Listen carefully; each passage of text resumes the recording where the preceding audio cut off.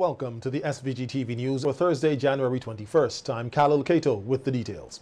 Yesterday, St. Vincent and the Grenadines confirmed 53 new COVID-19 cases.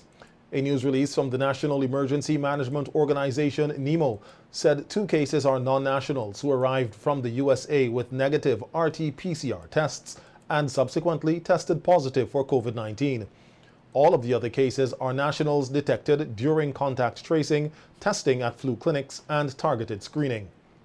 The 51 new local cases of COVID-19 recorded yesterday brings the total number of these cases to 515, the majority of which, according to NEMO, are linked to various clusters.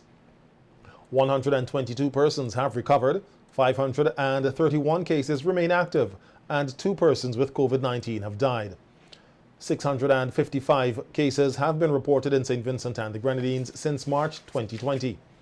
All positive cases will remain in isolation until cleared. Persons awaiting results are asked to remain in quarantine and call the health care facility in their district responsible for COVID-19 services. The molecular laboratory unit is once again experiencing delays in the processing and reporting of COVID-19 results from the RT-PCR samples due to a significant backlog. In a telephone interview with SVG-TV News today, Chief Medical Officer Dr. Simone Kieser-Beach said there are more than 900 pending results. We're back down to around 900 or something like that. January the 20th, St. Vincent had recorded 655 cases of COVID since March 11, 2020. Of those cases, 531 remain active, 2 persons have unfortunately died, and 122 persons have recovered. We now have 515 local cases, the majority of whom have been linked to various clusters, and these clusters include churches, small parties and business places, and ministries of government. I'll be able to give you a precise figure at this point, but sufficient to say that we have had nurses, doctors, and paramedical persons infected. The CMO said that there are now 3 types of tests being done in SVG: the PCR, antigen, and rapid tests. The PCR test takes 5 to 8 hours to get results. The CMO is urging persons with flu-like symptoms to go to one of the designated flu clinics only where an antigen test will be done. She said PCR tests are done if someone may have been exposed to the COVID-19 virus. Only if you are having a flu and you go to the clinic, then you will get an antigen test. Because the antigen test does not work as well in persons who are asymptomatic. You might get a reading, but if you have no symptoms, the antigen test is not as sensitive. And if you are just going because you want to know and you have no history, you have no symptoms, you have no contact, that person probably shouldn't be at the polyclinic, at the clinics, at the flu clinics. You should probably be seeking to have some screening done in a non-emergency situation. We are pleading with persons. We have a lot of clients coming to the health facilities, and we want it to be that the clients we are seeing are the ones with the flu and the close contacts of known positives. And also, you don't want to go to a clinic where other persons have the flu, and even if you have on your mask, you will still be around persons with the flu. So we are asking persons not to do that. Dr. Kieser-Beach said this public health holiday weekend, the flu clinics will be closed except for the Kingstown Clinic, which will be opened on Saturday. We would not be running flu clinics from Friday to Monday. Instead, we would have the Kingstown District Clinic will be open on Saturday morning, as would Stubbs and Bookerman as usual on Saturday morning, and they will be only offering emergency services if necessary. In reference to the new variant of COVID-19 from the UK, the CMO said though she strongly feels it is already on island, this has not been confirmed, even as tests were done overseas. And the CMO is reminding the public that the declaration of the 2 holidays by the government was done for public health reasons, and even though it will be a long weekend, it is important that during this time, persons adhere to all COVID-19 protocols. Dr. Keza Beach said the full cooperation of the public is needed to help stop the further spread of the virus. And the Ministry of Health, Wellness and the Environment and the task force, we are asking that persons comply with the recommendations. We are currently undergoing a challenge which, if we work together, we can successfully conquer. So we are asking that persons stay at home, stay with your families at home, and if you have to go out, we are asking that you use your mask on each occasion, because we need to comply. We need not to encourage and give this virus any more opportunity to spread in St. Vincent and the Grenadines. The CMO used the opportunity to remind persons of the protocols, noting that homes are considered bubbles. She also lauded the churches for organizing the virtual prayer vigil for the weekend. We are asking and pleading with Vincentians, persons stay at home. We are asking that persons observe the recommendations for gatherings, that is only 10 persons at a time in a inside gathering and only 20 persons at a time in an outdoor gathering. Of course, if you're home, there are more than 10 persons in the home, that's your home bubble. But in terms of the churches, we are very pleased with the efforts to have a prayer full weekend using a virtual platform. Over the past few days, increased seismic activities have been recorded at the La Soufrière volcano, but according to lead scientist monitoring the situation, Dr. Richard Robertson, there is nothing to be alarmed about. Dr. Robertson said that seismicity was always present at the volcano, and the signal station in the area was too far from the dome and could not pick up any seismic activity.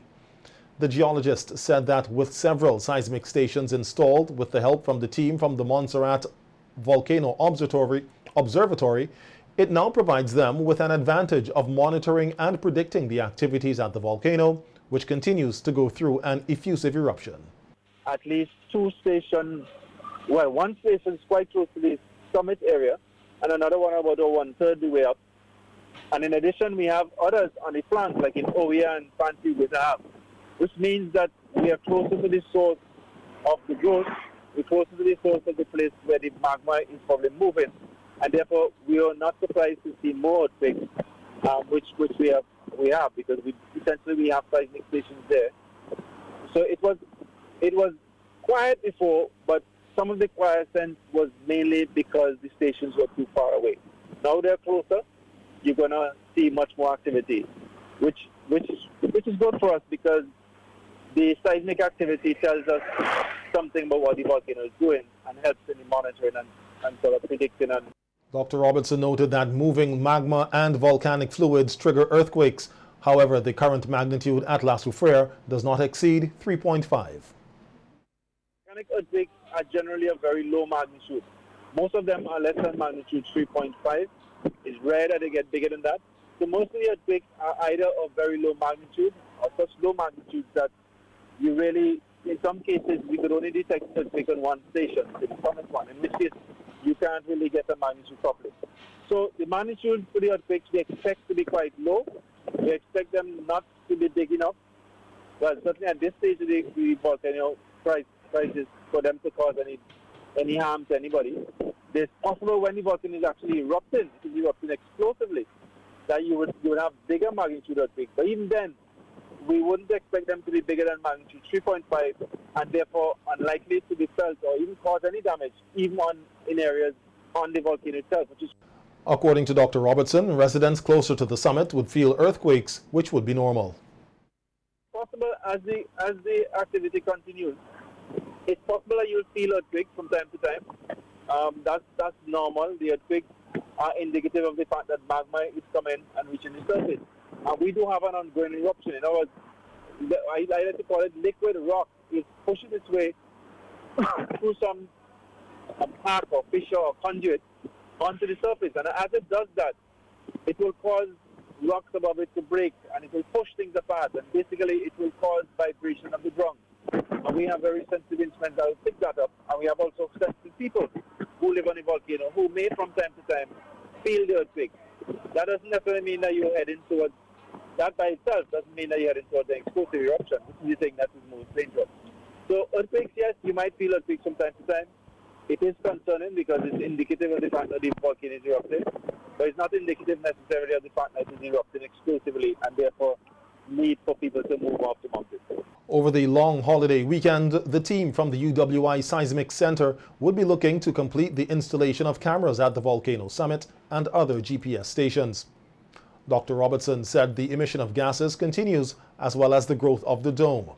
While the damage to nearby vegetation has also spread, Dr. Robertson said it has slowed down, but anticipates that on hot days it could further spread and residents can expect a strong smell of sulfur based on wind direction. Minister of Agriculture Saboto Caesar said that over the last 3 weeks, the ministry, along with technicians from the Food and Agricultural Organization, the FAO, have been working on a plan which will safeguard farmers' agricultural produce in the event of an explosive eruption of La Soufrière. Speaking through a virtual consultation with farmers on NBC Radio last evening, Minister Caesar said that before the plan becomes public in the next 3 weeks' time, it will have to go through Cabinet for approval next week Wednesday. As it pertains to risk aversion, and we had the support of technicians from the Food and Agriculture Organization, and what we did, we compartmentalized the approach. We dealt with fisheries, forestry, agriculture crops, and also rural transformation. And that plan, Sion, will come for public consumption in another 3 weeks or so, because it has to be tabled at Cabinet for approval Wednesday coming. Minister Caesar highlighted the issues which the plan will be addressing. Should there be an explosive eruption, how do we address the issue of the safety of the animals? Is there an area in the green zone that we're going to secure, or areas in the green zone that we're going to secure to take these animals? The process of tagging these animals, transporting these animals, feeding these animals. The fact that we are an exporting country for animals, what percentage we may want to export because we may not have the demand here for such a large consumption if we're going to slaughter a lot of these animals in the short term. So these are some of the things that we are looking at, and once the cabinet, it goes to cabinet on the next meeting, because we basically would have concluded it, and a cost has to be attached to it, and then we have to take it to and possibly a virtual consultation. The Agriculture Minister said farmers and fisherfolk will also be given an opportunity to make their inputs to the plan, which will help with its successful implementation. Because at the end of the day, the ministry is putting together a technical plan, but real flesh and blood farmers and fisherfolk would have to make an input, because in the plan we have a structure that is zoned, and we have to put in place persons who will volunteer to take up certain roles and responsibilities. We have an excellent cooperative structure throughout the country and a lot of producer groups and organizations, but it will see a systematic working together of NGOs, CBOs, different platforms within the fisherfolk organizations and groupings, and also within the agriculture sector.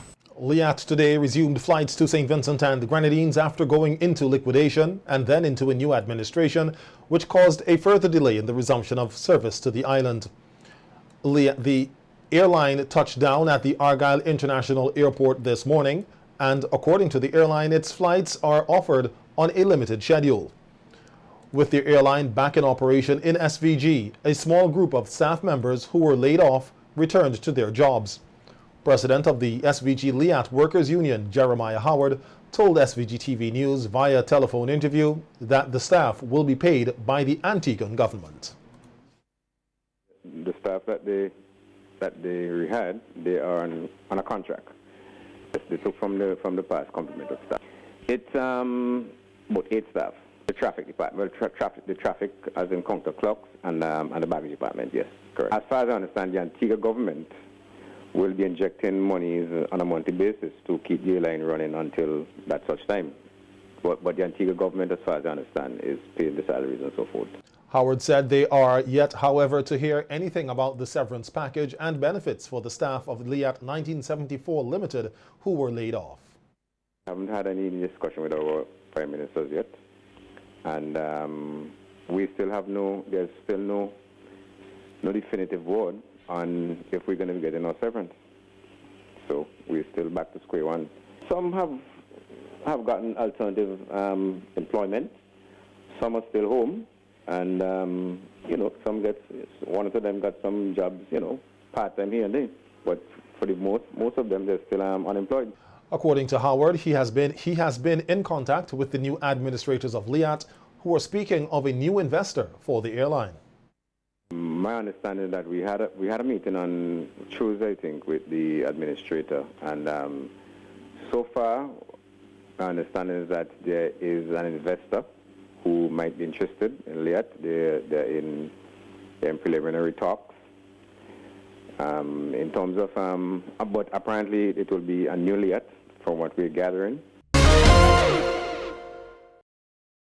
A number of farmers in the Diamond area were in shock and despair last Saturday after learning that several of their cows were killed after wandering onto the synthetic track at the Diamond Industrial Estate. In a telephone interview with SVG-TV News on the matter, acting manager of the Sir Vincent Beach National Stadium, Dyke Cato, said the farmers who often graze their cows in the area were forewarned from doing so, as the animals have constantly wandered onto the synthetic track, causing damage. I've been having some problem with the animals within the area for some time now, when the asphalt was put down, the feces of the animal causes a reaction to the asphalt, leaving holes and so forth in it. Construction phase. This was even during the authorities would have erected a sign, a no tethering sign, and animals that are found in there. It basically, it's to the mercies of the authorities. Cato said that efforts were made to remove the animals by workers at the track, as the area is not fully fenced. He said even with the temporary barricades, persons removed them deliberately to allow their animals access to the track. So the cows getting in is basically the doings of persons within the area. The major problem with that is that the synthetic surface can get damaged by a number of materials.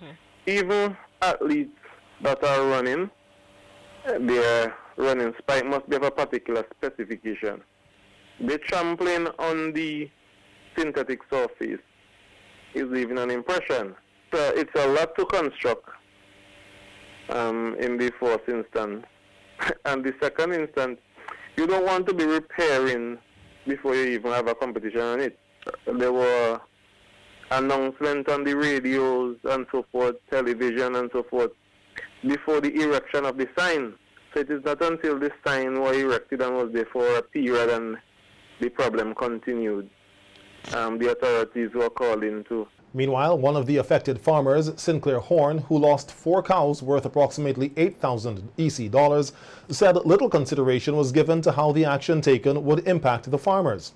Horn said the track is not securely fenced and there is little farmers can do to ensure the animals do not wander onto the track without constant supervision, and that he is not aware of any deliberate action taken to cause damage to the stadium's fencing.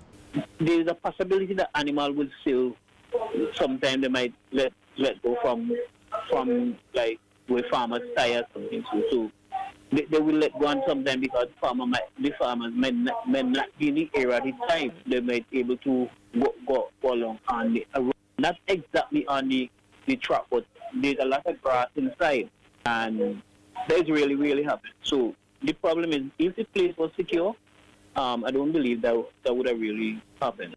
Horn said some farmers who were present when the animals were killed asked for permission to lead the animals off the track, but their request was denied. Farmers would have begged and asked, can you let out these animals? And these guys shot these animals just in front of the farmers and cut the throat. So that one, they were given instruction from the commissioner, Colin John. They just kill the animals. I really feel it over. I have a cow. In spite of the drought that normally happen in that particular era, every year I normally used to get a calf from that. And when I get there and see they would have shoot it and cut the throat, I just couldn't take it no. Horn is appealing to the authorities to step in and deal with the matter, noting that farmers in the area do not want to continue to lose their source of income through such action. SVG-TV News was advised that the synthetic track will be totally fenced in short order. However, the problem of where the farmers will be allowed to safely graze their animals remains an issue of concern. Prior to the killing of the 7 cows last weekend, 9 were reportedly killed in one sitting last year. Several attempts were made to have someone in the hierarchy of the RSVG police force comment on this latest development, to no avail. However, in a news release dated July 13, 2020, the RSVG police force issued a warning to the owners of stray animals throughout the length and breadth of SVG to have them tied. According to the release, the release from the police, it said these animals, mainly cattle and sheep, are usually left untied, mostly in the areas of Bookament and Pembroke, Diamond on the stadium track, and Cane Garden, and can be seen wandering the streets freely, hindering the free flow of traffic. It said the stray animals are also a nuisance to the general public on a whole, destroying vegetation, root crops, and in some cases, damaging people's property. The police say if the situation is not remedied, it can create the potential for accidents and conflict. And according to Sections 3 and 4 of the Stock Trespass Act, Chapter 54 of the revised edition of the laws of St. Vincent and the Grenadines, quote, the owner of any land may seize and impound any animal found trespassing thereon, and the owner of any land may claim compensation from the owner of the impounded animals. The police say Section 21, 1-4 of the Act also authorizes the owner of any lands, his servant, or person acting with the owner's authority to 1. Destroy without undue suffering any impounded animal found trespassing on his land that caused injury to other animals or plants. 2. Notify the owner of the animal that it was destroyed. 3. Remove or destroy the carcass within 4 hours. And 4. If the carcass is not removed within 4 hours, bury it or cause it to be otherwise disposed of in a sanitary manner. Section 21(4) exonerates the owner of the land, his servant, or any person acting on the owner's authority from damages to the owner of the animal for any injury or damage done to such animal while trespassing on his land. At the time when the news release was issued on July 13, 2020, the police advised owners of stray animals to have the situation rectified by desisting from leaving these animals untied. The police say action will be taken within the confines of the law if these animals are not tied by an allotted time frame. While there have been no reports of shark sightings in local waters, the Fisheries Division is appealing to the public to be vigilant and exercise great caution when venturing into the sea. Fishermen and boat operators are also asked to ensure that their navigation and communication devices are in proper working conditions and possess adequate safety equipment before embarking on expeditions. In addition, sea bathers are also asked to be vigilant, avoid swimming alone, and venturing into deep waters. The Fisheries Division said it is seeking the cooperation of all persons and encourages the public to report any sightings of sharks to the division at telephone number 456-2738 or email the division at fishdiv@gov.vc. That's FISHDIV www.svg-TV@gov.vc. Police are investigating the circumstances surrounding the death of Jason Martin, a 47-year-old Mason of Belmont. A news release from the police says, according to investigations, at about 5:30 p.m. yesterday, Martin and another man, also of Belmont, got into an altercation, and Martin received a single chop wound to his left foot. Martin later went to his home, where he was subsequently discovered unresponsive by his niece in a pool of blood. Officers from the Calioquois police station were alerted, and they visited the scene at Martin's home. He was rushed to the Levi Latham Health Center to seek medical attention and was later transferred to the Accident and Emergency Department of the Milton Cato Memorial Hospital. He later succumbed to his injury. A post-mortem examination will be conducted on the body of the deceased to ascertain the exact cause of death. Martin's death marks the first homicide for the year 2021. The police say there is presently one suspect in custody assisting with investigations.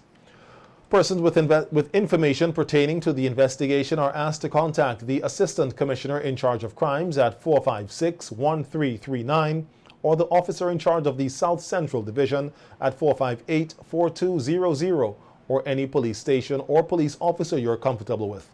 All information, they say, will be treated confidentially.